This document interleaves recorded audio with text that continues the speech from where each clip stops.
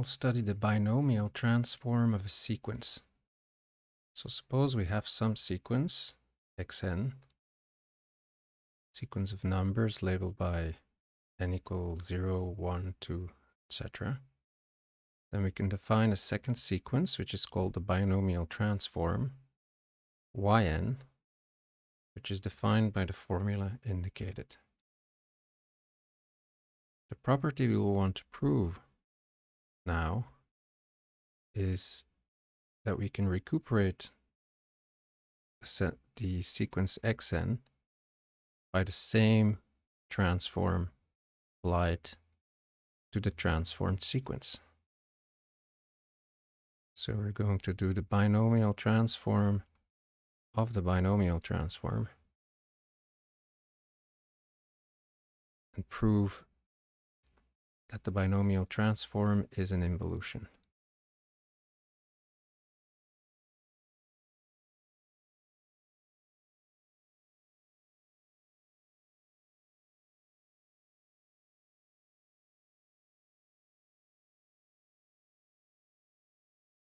Now, before we do this, let's remark that this binomial transform is useful to improve the convergence of series and to prove certain identities in hypergeometric function theory. I think of it mostly as a first example to learn how to manipulate sequences and their transforms and their generating functions. So let's try to prove this. So we introduce first a generating function for the series x of n. We'll call it g of t for generating function, and we'll define it to be some sort of formal polynomial with coefficients equal to xn.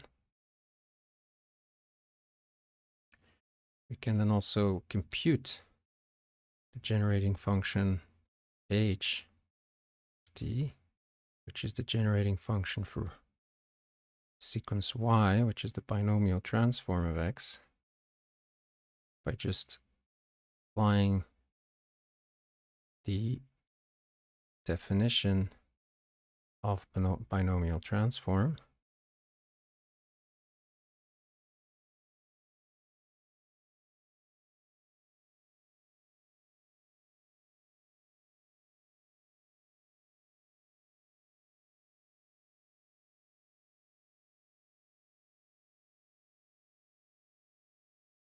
Given above. So this is our generating function for the series y. And we want to compute what it looks like in terms of the generating function g for the sequence x.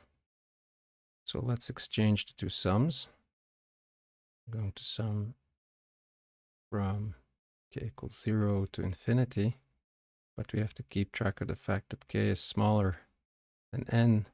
So when we exchange two sums, we have to say that n is summed from k to infinity.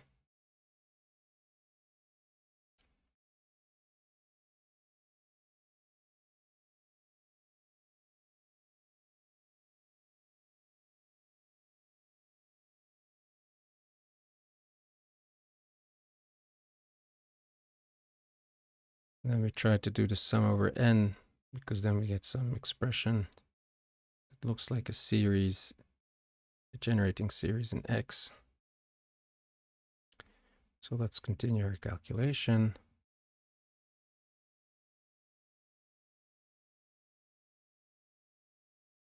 We're going to shift n, let's say take n tilde from 0 to infinity. And then we have to add k to n tilde.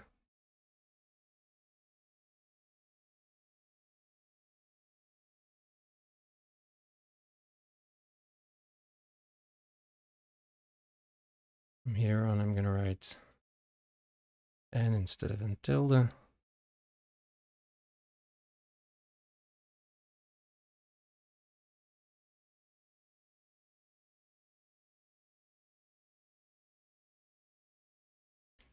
We apply a property of binomial coefficients that we can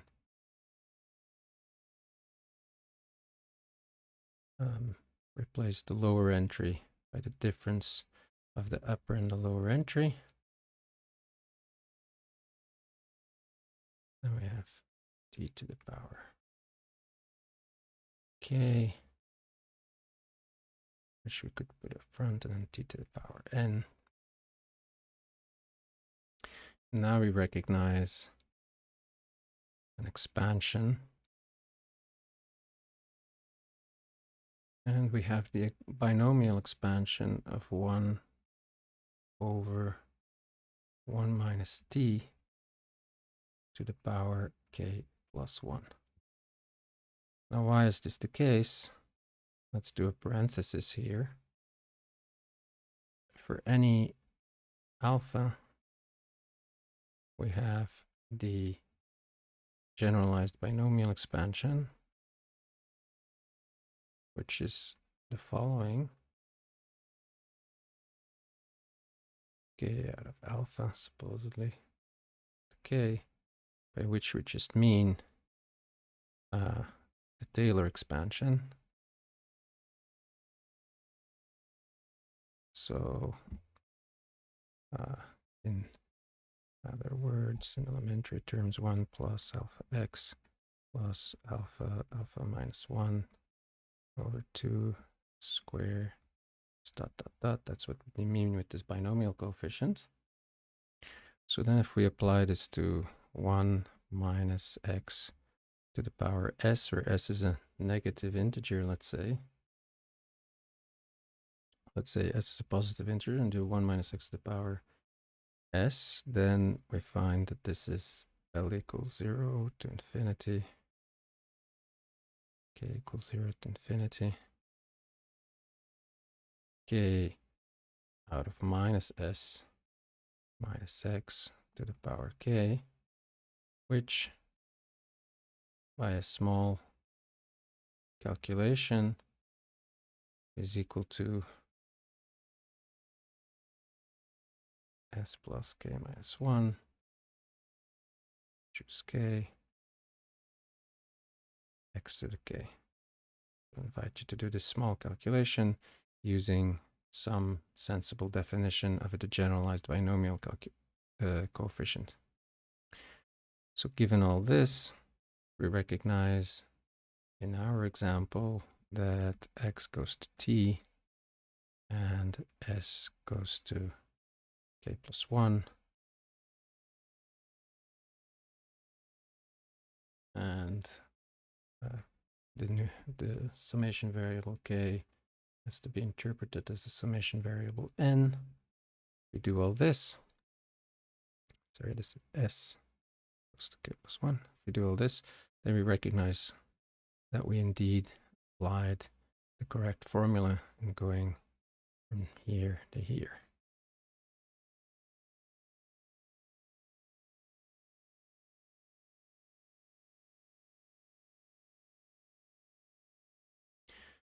So far for this parenthesis. Now we can continue with the calculation above. So we take this formula.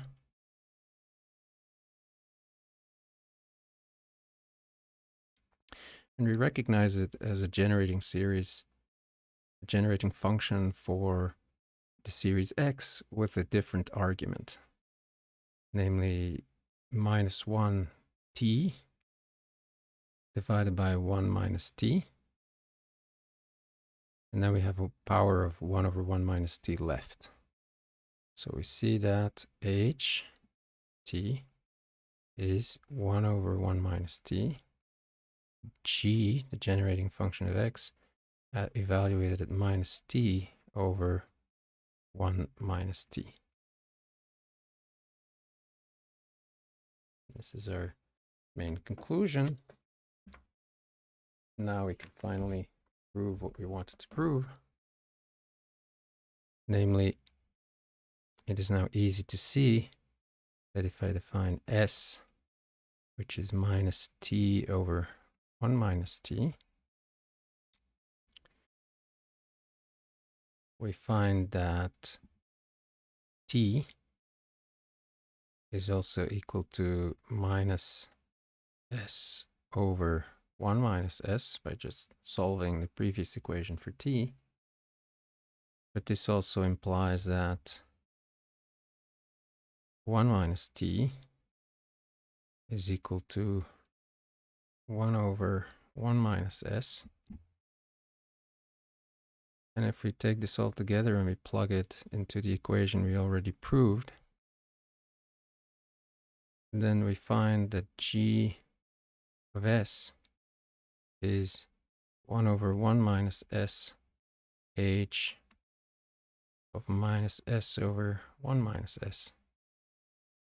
So in other words, the generating function g of x, g of the series x, is related to the generating function h of the series y, exactly as this generating function h of the series y is related to g, the generating function of the series x. So in other words, indeed, yn, if yn is the binomial transform of xn, then xn is the binomial transform of yn, which is what we wanted to prove.